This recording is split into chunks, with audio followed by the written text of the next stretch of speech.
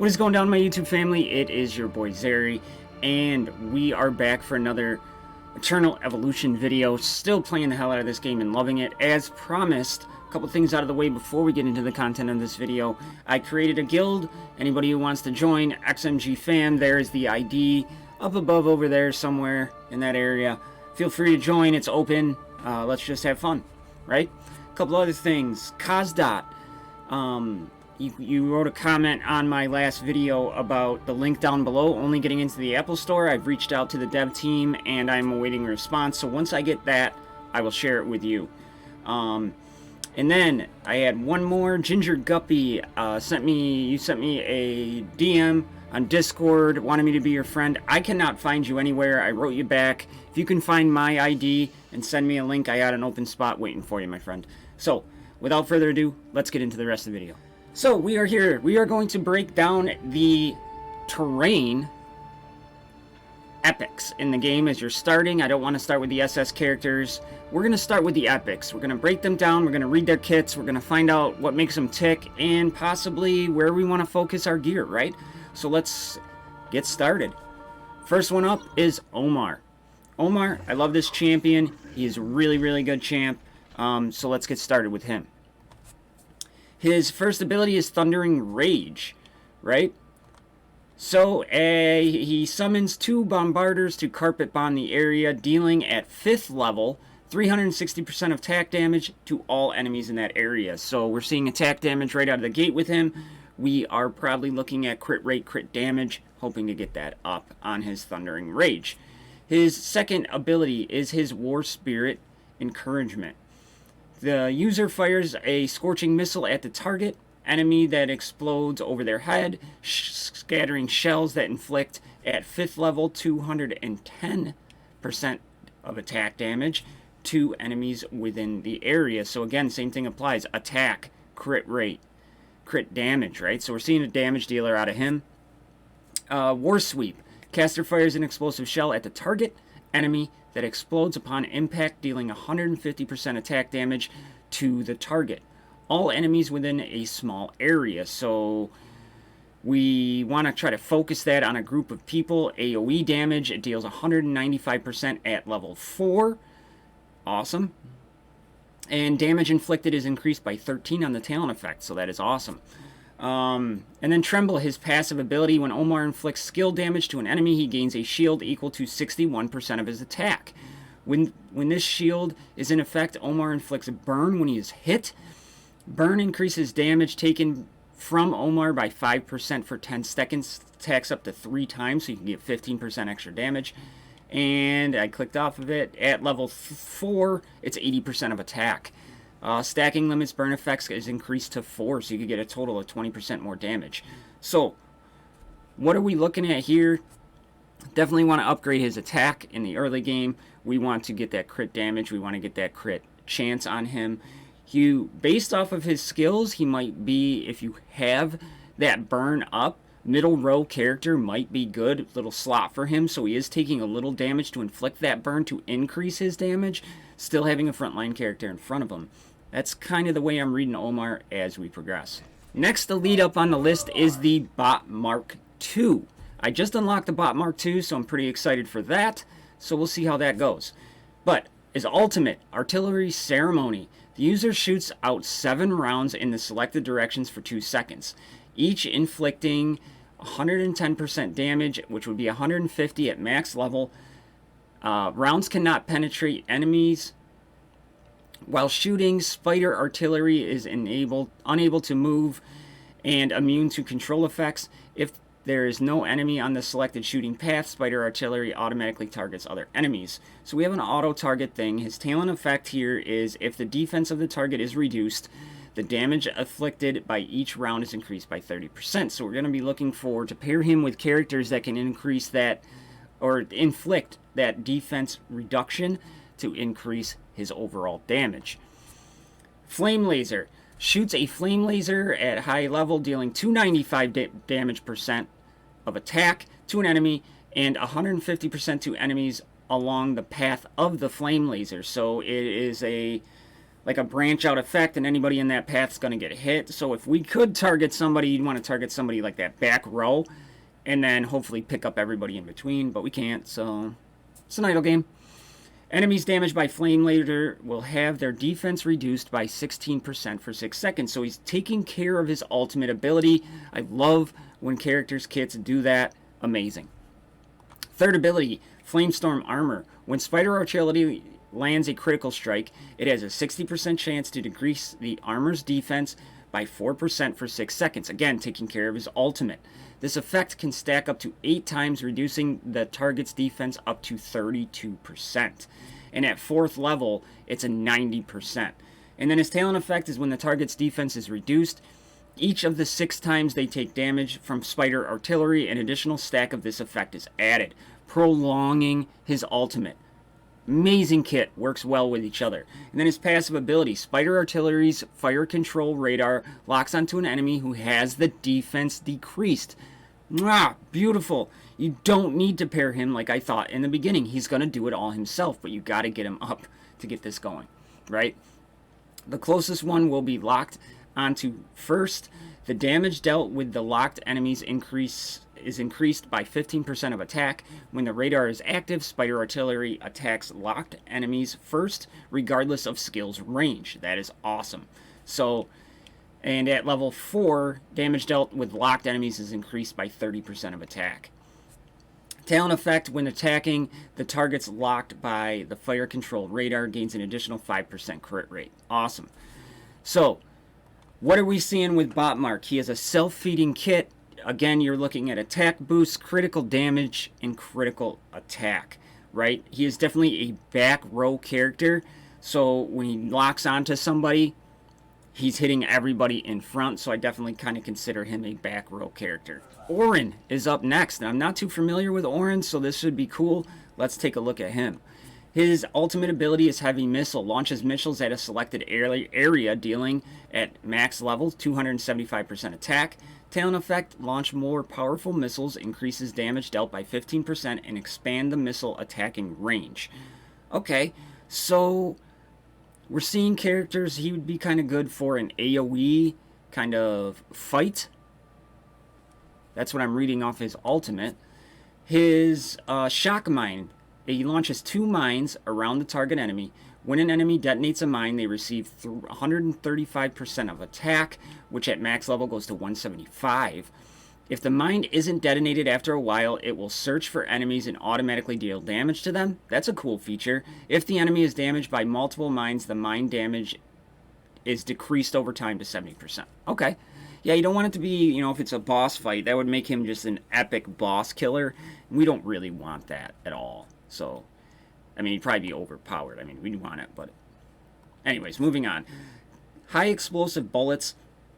The high explosive bullet explodes after hitting an enemy, causing damage equal to 110% of Steel Giant's attack. So it goes up to 140 in a fan-shaped area, so we're seeing a little AoE, and it's knocking back the enemies. This is a cool little feature because if you pair him with like Omar, who it could knock them back into that flame radius. Pretty neat feature there. The cooling time on high explosive bullets in battle is permanently reduced by 1 second. Okay, you know what? Takes a lot. I'm kind of getting a sense on this guy. When Steel Giant casts its skill 3 times, it enters an overheated state, increasing its attack by at max level 51%. For every 3 skills cast, Orin plants 1 mine around, which the damage is going to decrease. Alright, so the same thing as before. We're seeing the attack, we're seeing crit rate, we're seeing crit damage. What I'm reading from this guy is he's more specialty. You want only either an AoE style fight where they're pulling in minions, or a single solitary boss where those mines are just going to consistently just go after them. I'm reading, and I have no basis of this at all, but it's kind of more of a niche character, in my opinion, reading his kit. Next one up, Randall. I do have Randall, and I'm not too familiar with his kit, so this would probably be good to read. Phantom Assassin, which is his Phantom Spike, his ultimate, summons an 8-second shadow near the target. Commands all shadows on the battlefield to strike the enemy. Each shadow causing 252% damage, which goes up to 352 of attack. After the strike's cooldown time, the Phantom Assassin will be reset. Multiple hits, really good. Boss is kind of what I'm seeing off of his ultimate. Phantom Assassin swaps positions with a shadow attached to an enemy furthest away from him. When the strike the enemy with all shadows on the battlefield at the same time, causing 188% of damage to surrounding areas. Goes up to 256. Talent effect is Flesh Cut is upgraded. It will now cut twice in a row instead of once, but it's a fixed 40% attack damage. Fair enough, but that is cool. Definitely seeing boss vibes from him. Summons a shadow that can exist for 15 seconds near the furthest enemy without a shadow. So this would maybe hinder his boss. When summoning a new shadow, the old one disappears. The shadow cannot be targeted and will copy Randall's skills. If several identical skills hit the same target, they have a 30% damage reduce for these skills. During battle, if an attack damages Randall by 20% of his max HP, the effect is targeted 2 times in a row. Okay. And then his talent effect, each instance of damage, immunity, reduced energy by 150 points, can target passively once per 20 seconds. Okay. Kind of hindering his own kit, because it'd be kind of cool to see like 5 or 6 phantoms up. More of a that leads me to believe maybe he's good on some bosses, particular bosses, but not all of them. Phantom Assassin, his Dancing Blade is his next move. Phantom Assassin and his shadow can throw a dagger into a front fan-shaped area, causing 8% damage to an enemy. Not quite sure what that means. Every time a shadow casts this skill to hit an enemy on the battlefield, it will increase by 8% attack to the Phantom Assassin for 6 seconds.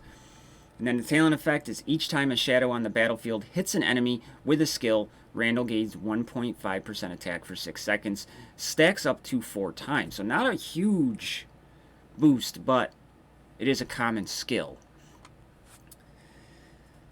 So, Randall's interesting. I see boss vibes. I see mass encounters. Because if you have an enemy, or you're going into battle and it has a full board, Randall could be good because he could summon more shadows. And then once they are killed, they could converge onto the other target.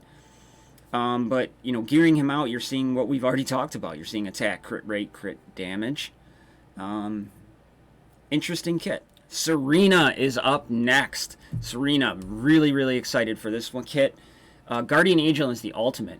The user chants continuously summoning an angel to the battlefield for 5 seconds.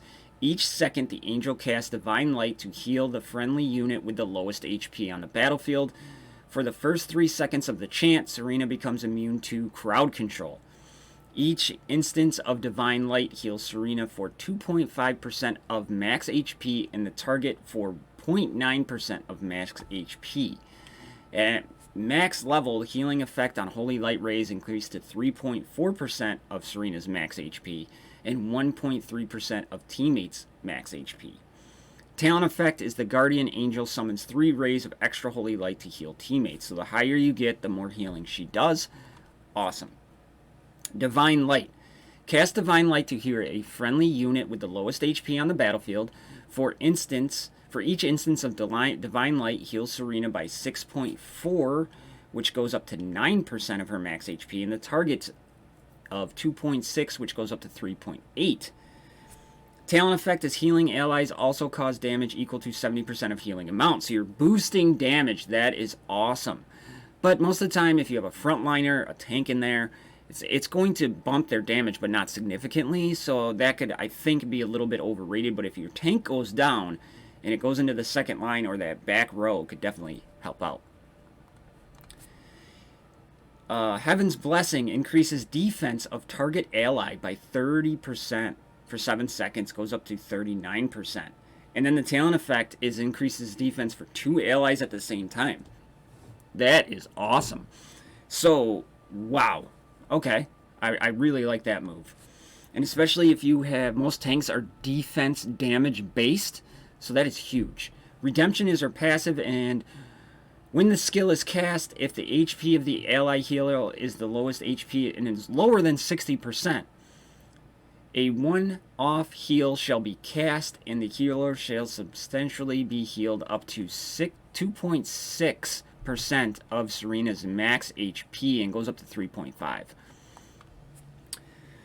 So, when the skill is cast, you ignore the targeting condition of the hero's HP percentage, and you deliver healing once to an ally healer with the lowest HP. Okay. She is just a monster, and if you can hear my dogs, I apologize. Mailman must be here or something. But that is huge. You're going to want to stack the HP, because she heals herself off max HP, right? But also, with her her passive, she's healing off of her max HP. So I would just go HP sets, and I got to get into learn more of the different type of sets, and we'll get into that into a different video. But basically, off the bat, you're going to want to stack as much HP on her as you can until other sets are unlocked. KHALAZZA. I'm thinking that's how it's pronounced. And I do not have him, so this will be interesting. Doppelganger. Uses attack. The user's attack will be increased by 100%, and an additional doppelganger will be summoned. Up to 3 doppelgangers may be summoned at the same time, and they will materialize onto the battlefield for 8 seconds. Doppelganger shall inherit 100% of his stats and max HP, but take 200% more damage from enemies. And as we go, they materialize for 16 seconds.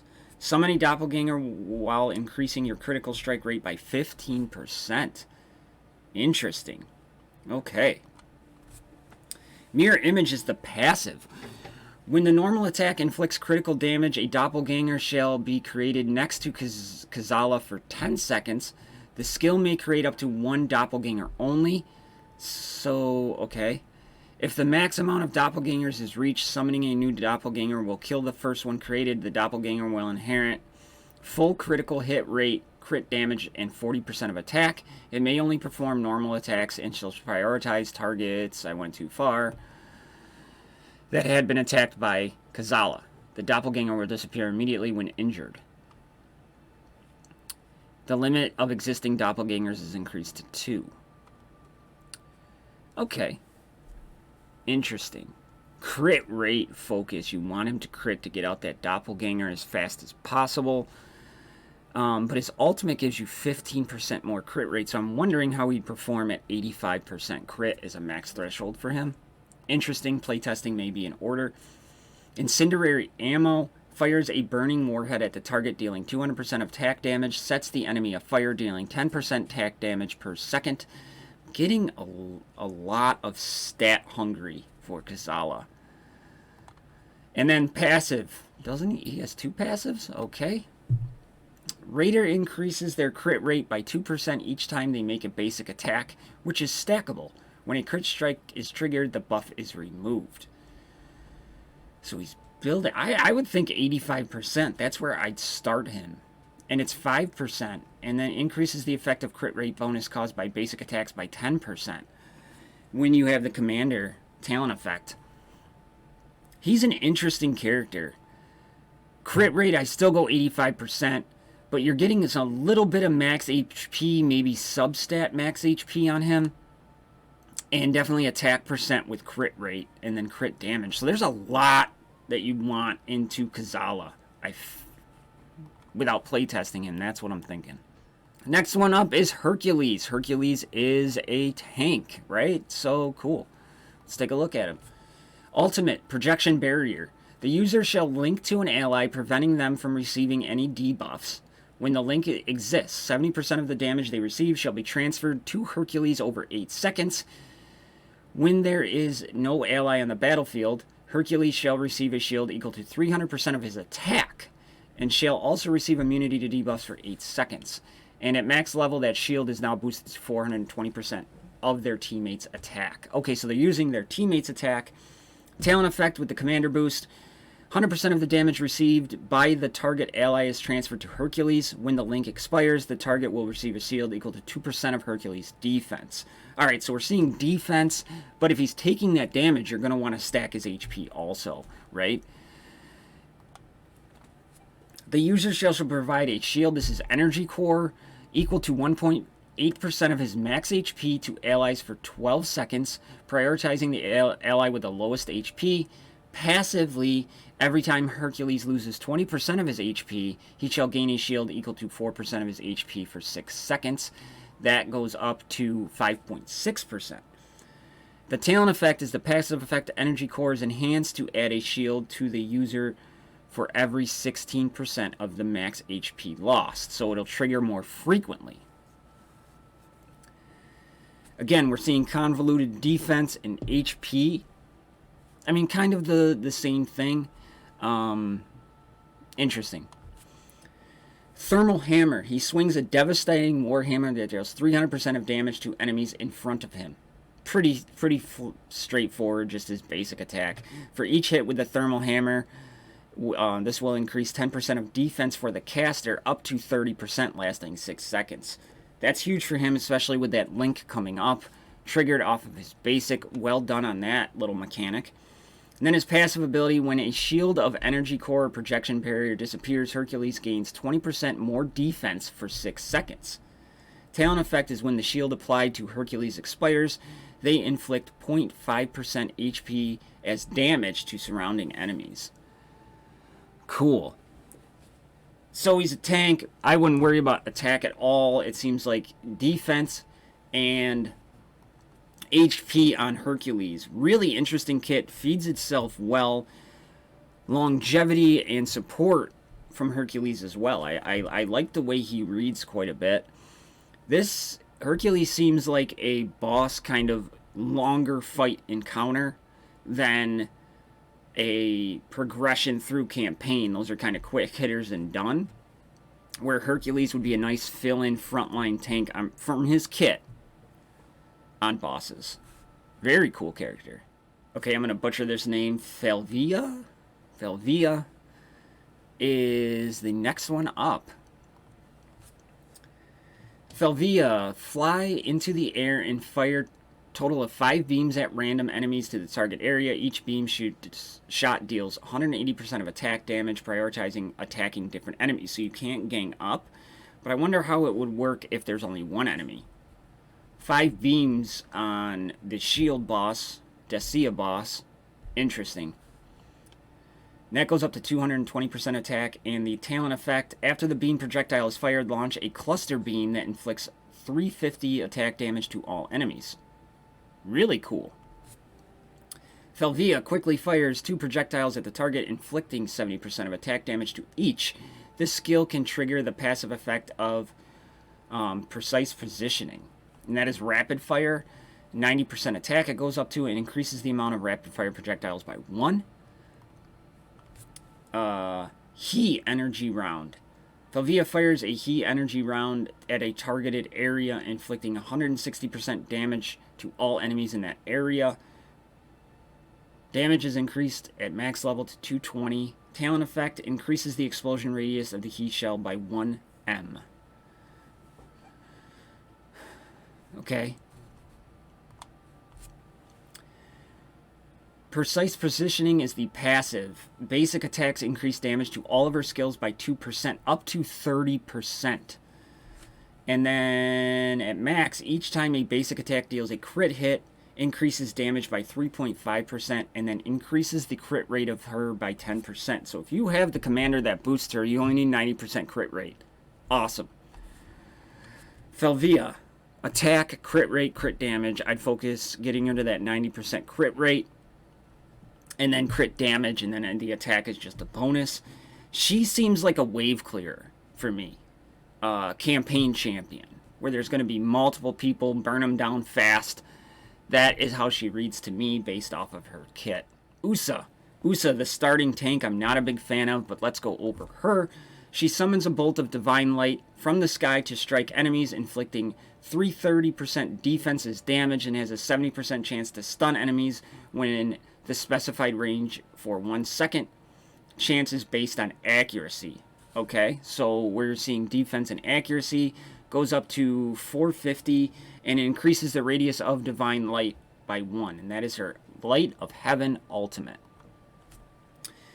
Waves her weapon in an arc, dealing 220% defense as damage, goes up to 300, and her talent effect is this skill also has a 70% chance to knock down the enemy, causing less damage. Pretty cool. Shield of Light lifts a shield for increased defense and immunity to control effects, increases defense by 70%, goes up to 100%, and then increases defense of same row ally by 20% for 5 seconds. Passive Holy Light when affecting an enemy with CC, so crowd control, I'm assuming. Usha, which is spelled wrong, recharges her shield and gains 32% of damage reduction for 3 seconds, and that goes up to 44, and then damage reduction effects last 2 seconds longer. She is straight up defense and accuracy. That's all I'm seeing from her. Very basic, good starter tank, but just, I think, quickly overshadowed by like a Hercules. More of a single target than an AoE kind of crowd control. She is there to take on one target. She does do the sweeping motion, but realistically, you're not going to get a lot of damage out of her. That's the way I'm reading it. So there it is. There's all the Terran kits broke down in my first impressions of their kits and how I would start to gear them if you do pull them earlier in the game. So I hope this helped out. We'll come back with Atlas and the Windfare a little bit later on, and we will also touch on the SS Champions. So hopefully this helped people out. This is how I look and break down characters. I can't thank you all enough for watching. I love you all. I'll see you in the next one. I'm out.